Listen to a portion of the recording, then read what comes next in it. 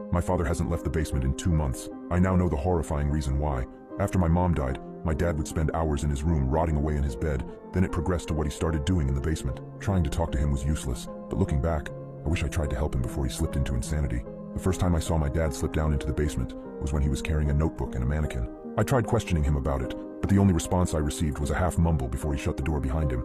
I shrugged it off, as I assumed he was finally embracing a hobby to cope, but I began thinking otherwise really fast. When a few days passed without seeing him emerge, I knew something was going on. I tried opening the door, but it was locked. No matter how much I knocked or even called his cell, he completely ignored me. Eventually, my brain started making assumptions about what was really going on down there. About a month into him being isolated, I started to wake up to him screaming as if he were being tortured long into the night. I knew at that point that he was completely losing his mind. Disgusting stenches I couldn't identify began filling the house.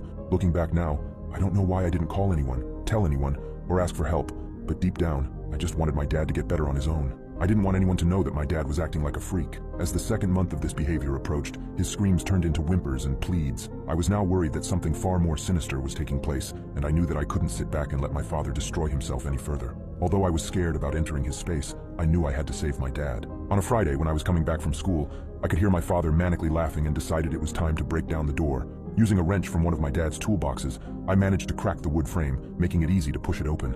The second I did, a disgusting whiff of what I could only guess was rotting flesh wafted heavily into my face. I feared for the worst as I began making my way down the stairs. There was only one light on, and it was a small lamp in the corner that was barely illuminating its surroundings. The surroundings included the mannequin, now looking more strange than it ever did, tools scattered on the floor, and my father hunched over in the corner.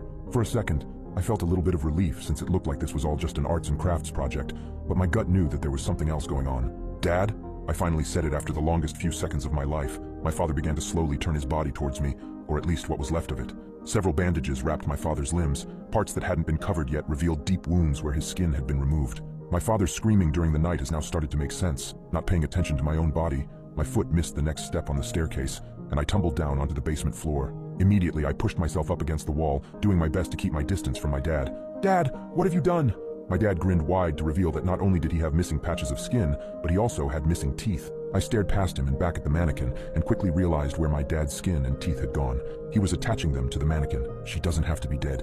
My father's voice was hoarse and rough. "Using my own skin, there's enough to share. There's enough for your mom. She doesn't have to be gone." The stench was now causing my stomach to stir, and I had to concentrate to not throw up. "No, Dad, she's gone. You have to let her go. You have to move on." My dad's smile faded. "That's what you think. That's what you want, isn't it?" My dad began standing up, pieces of flesh dripping off of him as he did. I could now see his body in full, looking like a half-decayed skeleton. "You came just in time, daughter. I'm running out of flesh for your mother. I could use some of yours." I shook my head. "Dad, please don't do this." "Don't worry," he said, slowly inching towards me.